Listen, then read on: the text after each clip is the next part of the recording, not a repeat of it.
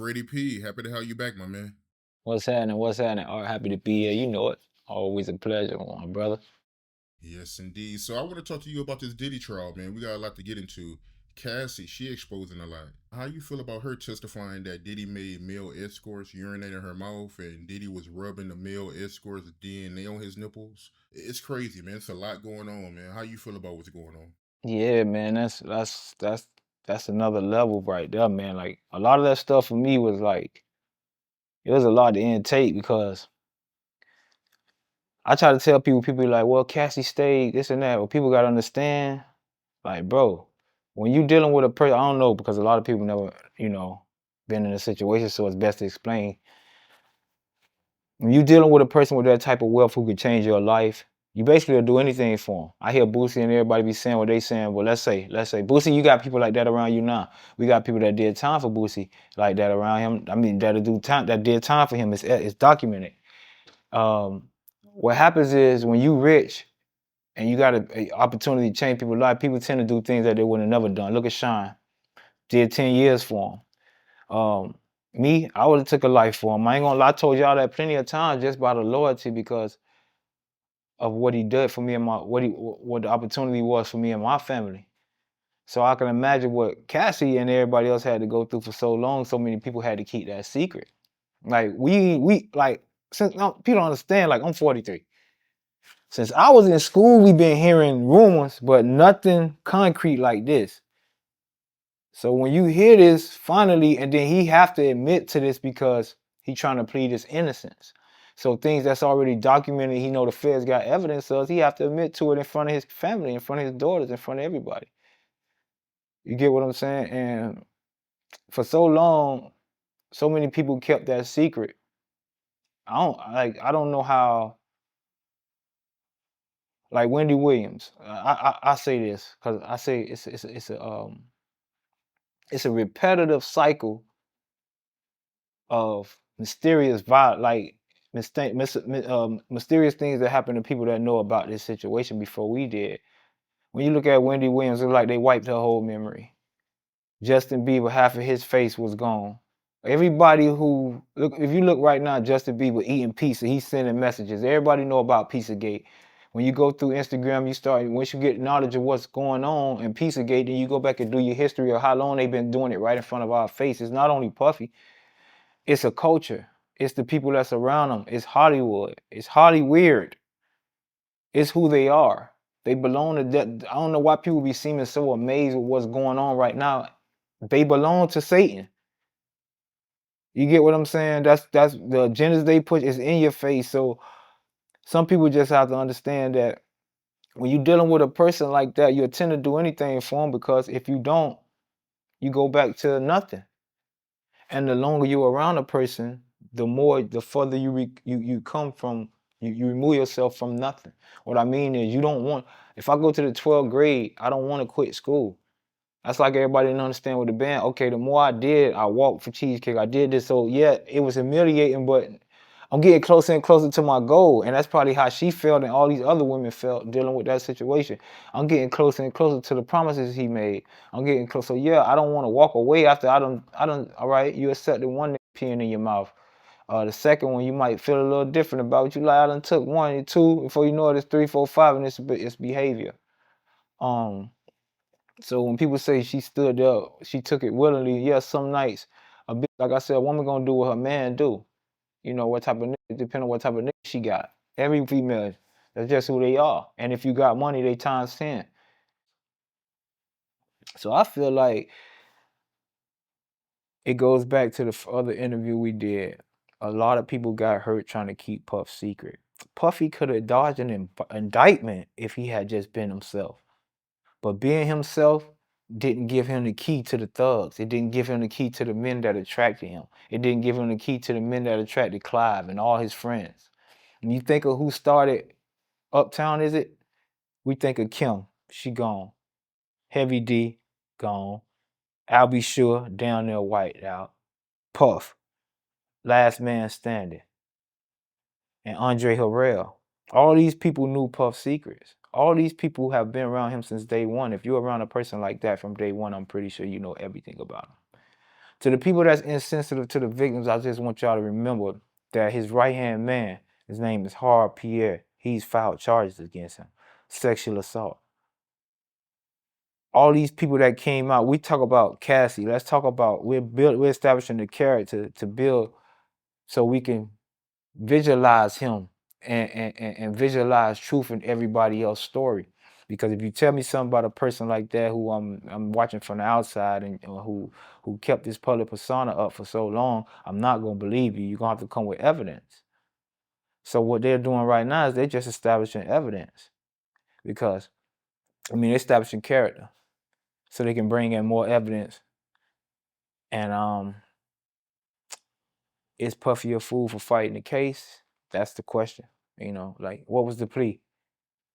And sometimes you might be a fool for not fighting for your life if they're gonna offer me life anyway. You dig what I'm saying? I'm 50 years old. They offer me 20 years, I'm gonna do with that. You know what I'm saying? I might as well fight. But for me, I just feel like a lot of people got hurt in this situation, and I think he hurt himself, and not only that, in the long run, with unintentionally he hurt his kids. To have your kids have to sit through that, you get what I'm saying? And rumors that I've been hearing, because we have not mutual friends, but people that tend to be around them, I'm cool with. So I've heard within their own household, that everybody not in support of him like that. You know what I'm saying? Like, more of them is supporting their brothers. Some of them supporting their sisters. Some of them supporting the kids. Like, only the kids, certain kids are supportive of him. Like, his daughter support him, so their brother's gonna support her. Justin support him, so the mother's gonna support him. But I don't know if it's correct or not, because I seen him at the trial, but I even heard Quincy was a little skeptical about his mother. You know what I'm saying? And I would be too, man. I would be too. When you see the type of person you're dealing with, you hear the threats he put out there. I told y'all the threat he put with me. Then you look at the threat he gave Don. Like, people like, oh yeah, nigga, when he threatened you, that shit real. Nigga told you he could buy your whole block and shut every light off on that bitch. You picture it. He got that money, nigga. Houses on your block don't cost but 200,000. You get what I'm saying? So for a long time, I had PTSD before I knew what it was. I just figured out what it was maybe like 7, 8 years ago, just by social media and just learning, how we learn in this new age from sharing information, what PTSD was. You can ask anybody in Miami, man, everybody couldn't understand why I was riding around with a vest everywhere. I slept in one. So I can imagine what a female feel like getting a threat from him. What a female, and when a man's tracking your phone, uh, beating up your exes, blowing up cars, you scared to go. If I kept you in a hole all day and you starve yourself, but I keep putting bread in that hole, you're gonna eventually, I gotta eat. Fuck it. Eventually you can't go nowhere, nigga. That's basically what he's saying to her. Bitch, I don't give a fuck what you do, you can't go nowhere. You can't escape me. And a lot of this wasn't because he loved her. A lot of this was because she was in too deep. If you leave, you gotta die. And it makes sense of why you would kill, or why Kim would die at an early age. No disrespect to her kids. I'm just being honest. Puffy may have got away with a lot of stuff. He may have gotten away with a lot of stuff that we don't know. So I just let God deal with him. You reap what you sow. Even if it don't come back in the form, karma don't come back in the form that you expect it to. Or somebody steal your money, you want them to steal your money. No, vengeance is mine, said the Lord. And every action has a reaction, and he's gonna come back and get it how he see fit every time. You really believe that he was that nasty to the extent that he was rubbing other men's DNA on his nipples and stuff like that? Like Cassie said, you believe that? I don't see the fascination in it, but hell yeah, I could believe it. The dude different. We always felt like he was a freaky, weird, different type of nigga. Like, the dude, and it's no telling what he been through as a child. That's the problem. Everybody talk about, nobody don't tell them who started this. When did it start? Because we know when it started for Cassie. We don't have nobody from the past or after saying she's like that.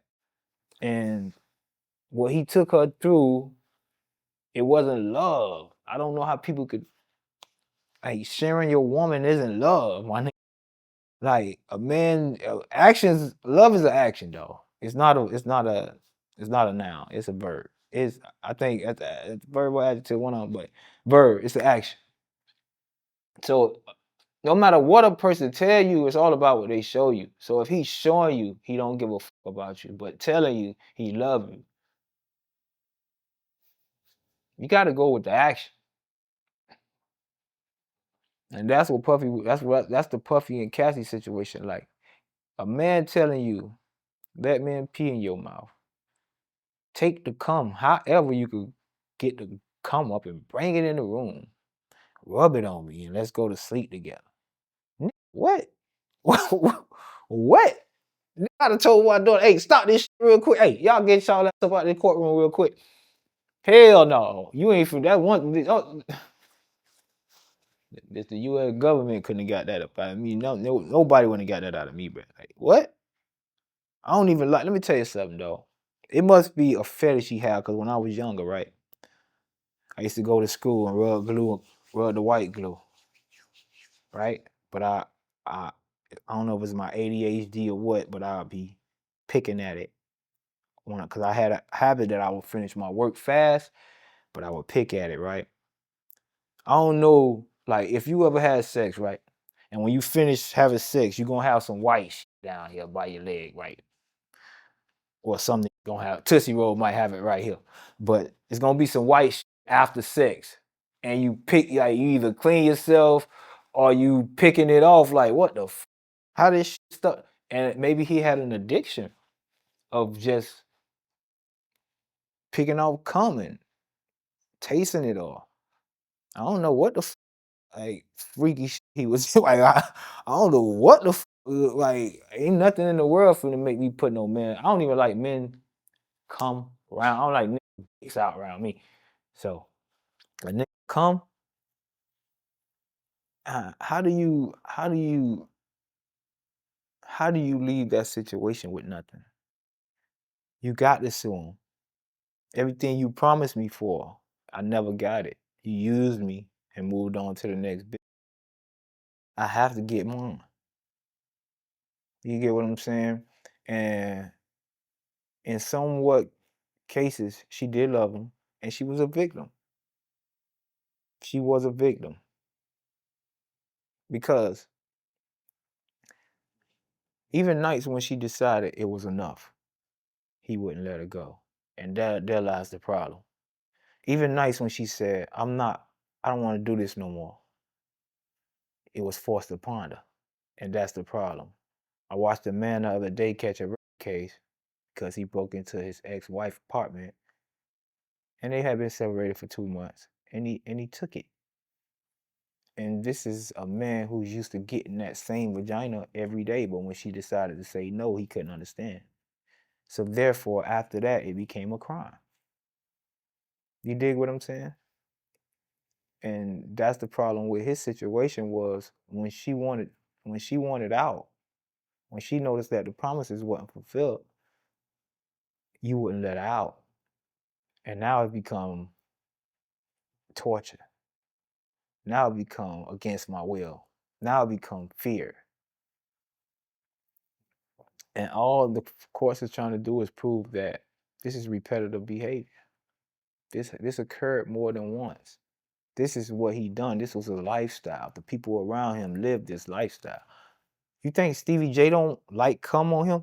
You think Stevie J hang out with a fruit and not a fruit? You think Stevie J don't like cum? Listen, the man lives to stay on Puffy couch, bro.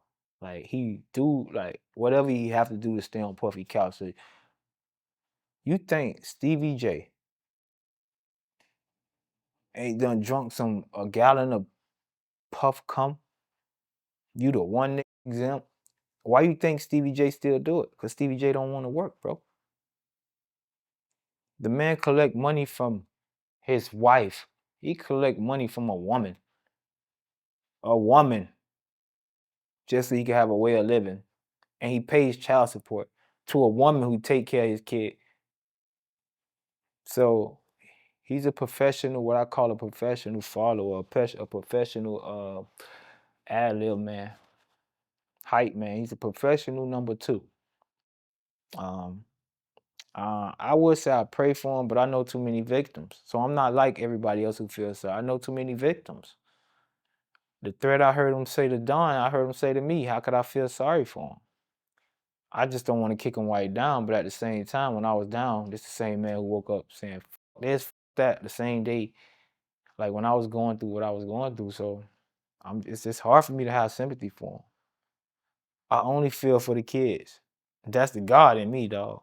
Like I only feel for the kids. I don't not them little niggas, the daughters, the innocents.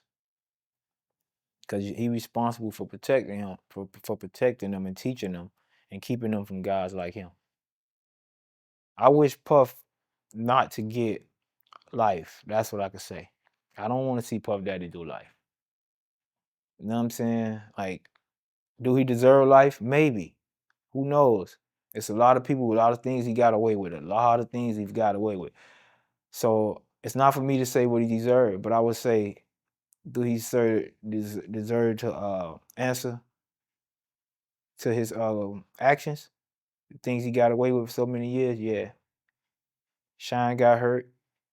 Shine family got hurt. His kids got hurt. You know, Miss Wallace was hurt for a very long time. Tupac was hurt. His family hurt. Keefy D family hurt. It's a long list of people that's just not here no more. Like it's like, bro, like I've learned if everything keeps happening around you, you might be the problem. There's a common denominator. You just might be the problem. Feds can't find out where the body's buried. That's why he fighting. He like, oh yeah. That's like me, right? When I was young, God forgive me. Not me, because I don't want to say this, but it's like say you a killer, right? Or say you're a nigga who done did so much in the street, but you go down for or touching a child. Like, it's like, you gonna get me for this? I'm going to jail for this. I done got away with that. Yeah, you gonna fight the little shit. You inside, you a real monster. He a real monster. Puppy not no soft nigga, man. He just gangsta-licious. I don't know how to put it, brother. He gangsta-licious.